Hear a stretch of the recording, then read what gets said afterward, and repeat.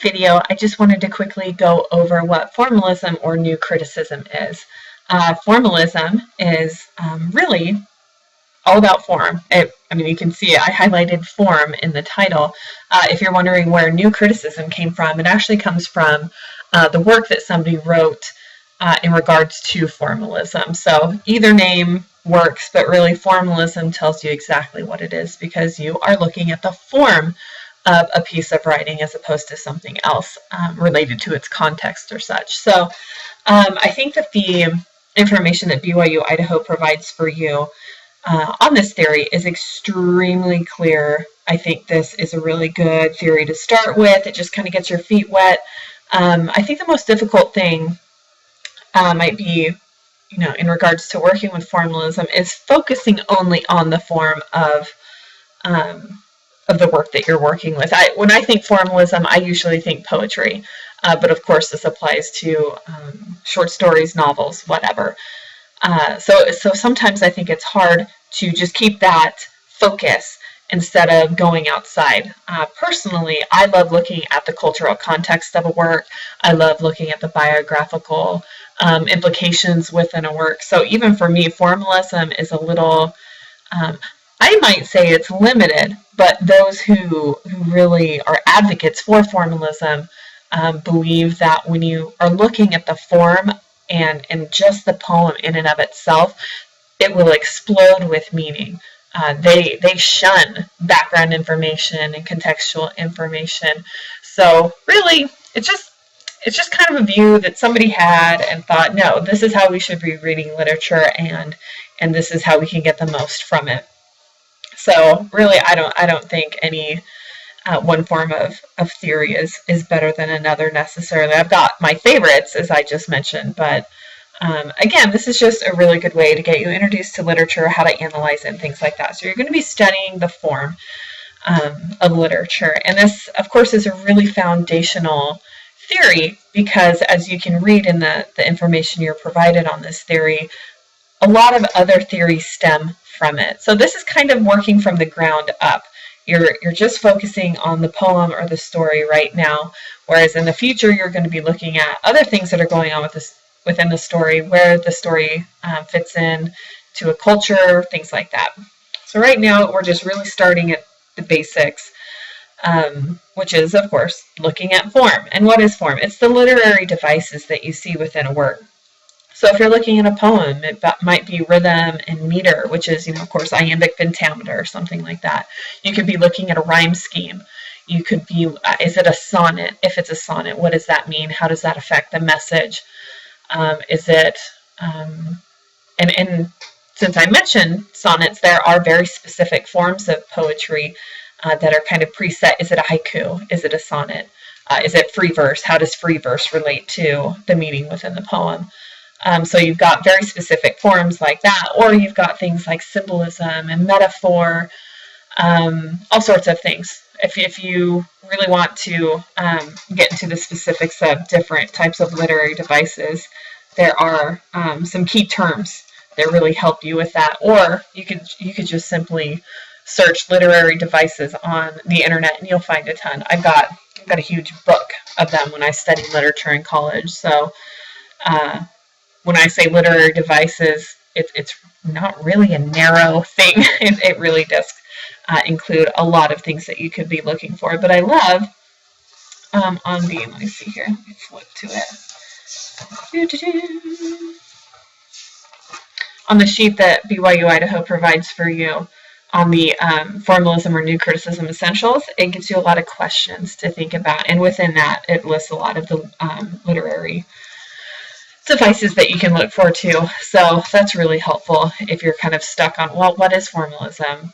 I know it looks at form, but what specifically? I'm kind of like that. So those questions really give you a good foundation. Also, keep in mind too, I believe I've already said it, that you are looking at the piece of writing as a piece of art. So, and even when you study art, you can look at the brush strokes, you can look at the use of color, the use of shading, the symmetry, what's going on within the painting itself, without looking at, oh, well, this painting is coming out of this time period, and this was going on in history.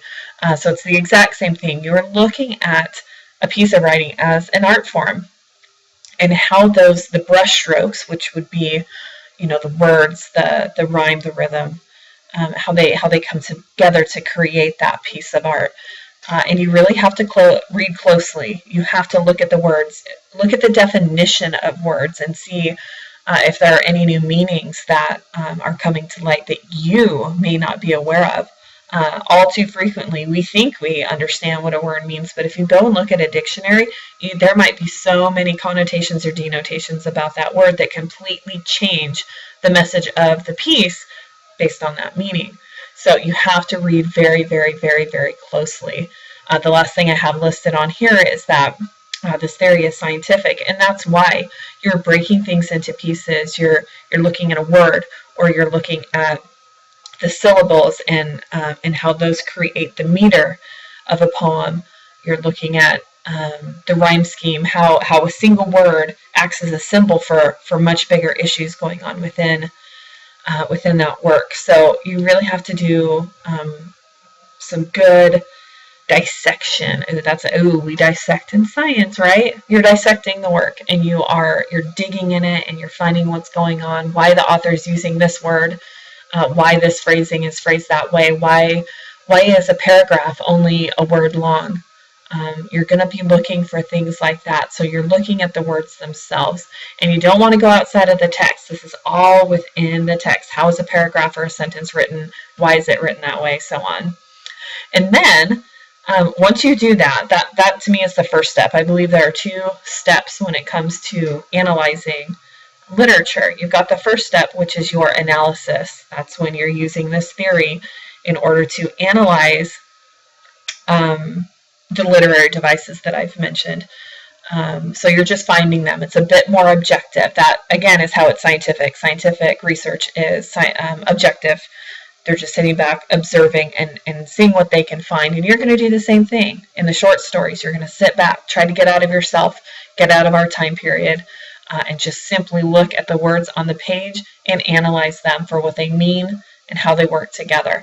The second step is to interpret based on your analysis, and that's where you find the meaning based on your analysis. So you analyze and then you interpret, and you're going to have to do this in your T-analysis and your critical essays. So with formalism, you're going to have to identify how that particular form that you're analyzing and investigating creates meaning.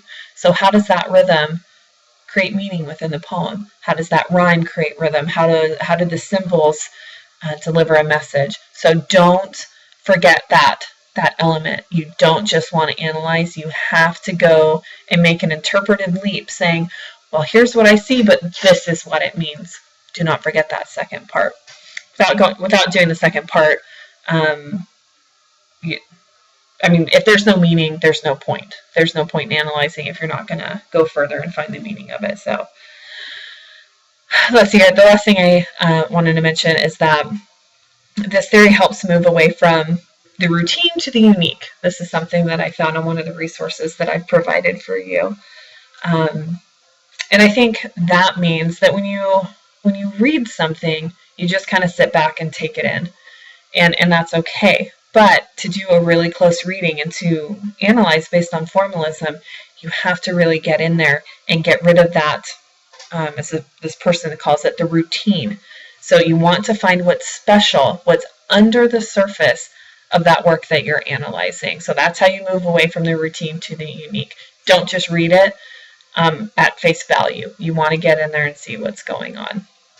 So I wanted to look at real quickly this student essay. This is posted online as well in our classroom, and it's a sample essay that is based on formalism. So I've got some things highlighted. This is not going to be highlighted when you download it. I put the red and this note in there simply for my ease and so that you can see it.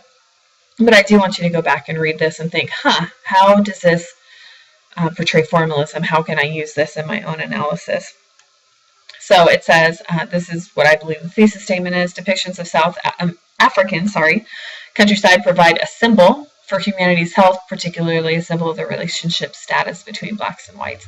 So the fact that they're looking at a symbol, or nature as a symbol, denotes formalism. So they're looking at a literary device and what it means. So again, describes the dichotomy of humanity's symbol of nature.